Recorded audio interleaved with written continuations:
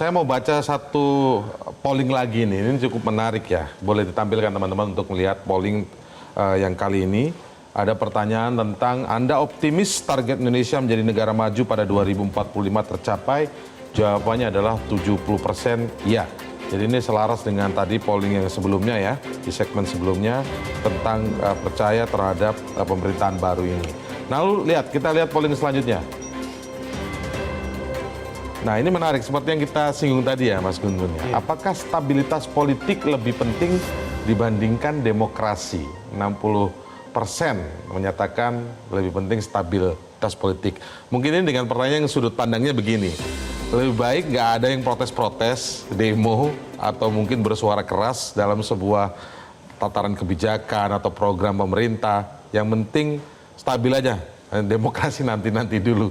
Bagaimana Anda melihat ini? Sebenarnya stabilitas politik itu bagian dari demokrasi sebenarnya. Iya, bahwa stabilitas politik itu penting ya. Tetapi kemudian jangan mereduksi stabilitas politik itu untuk kemudian kemapanan kelompok kecil orang.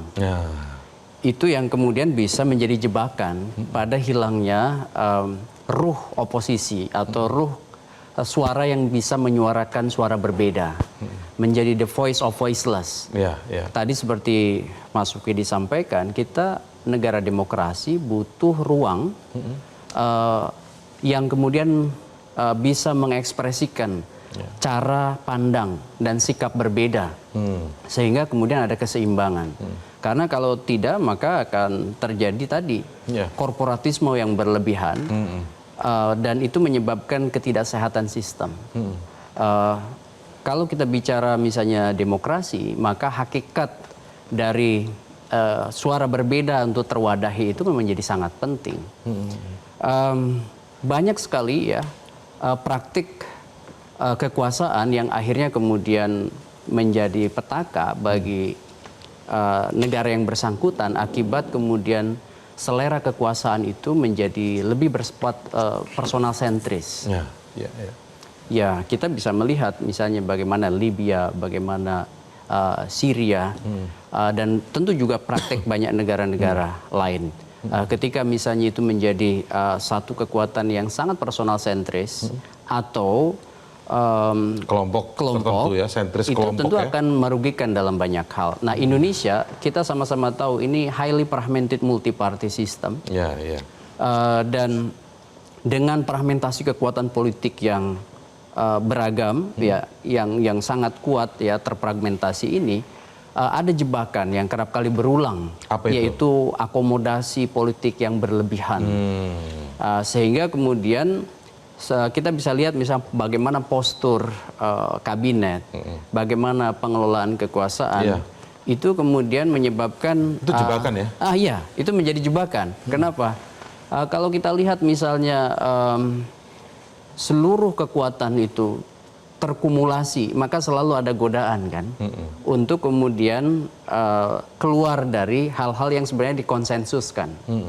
Contoh misalnya, selalu ada godaan untuk terus ingin berkuasa, iya kan?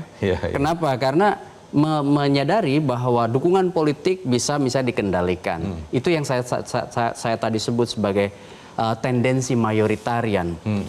Nah, kemudian kalau kita evaluasi proses itu kemudian kenapa juga bisa menjadi problem serius ketika misalnya akomodasi politik berlebihan. Karena juga penegakan hukum tidak akan bisa dilakukan dengan baik. Kenapa? Karena ada mekanisme saling melindungi kan. Nah, tadi saya sudah singgung soal groupthink.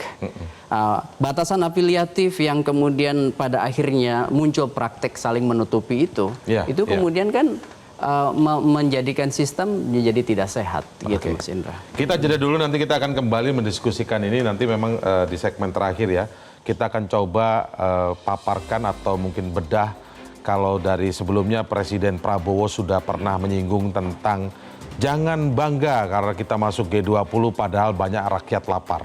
Artinya ini kalau kita menangkap secara umum ada upaya jangan terlena dengan soal framing-framing keberhasilan padahal banyak ketidakberhasilan di kanan kirinya.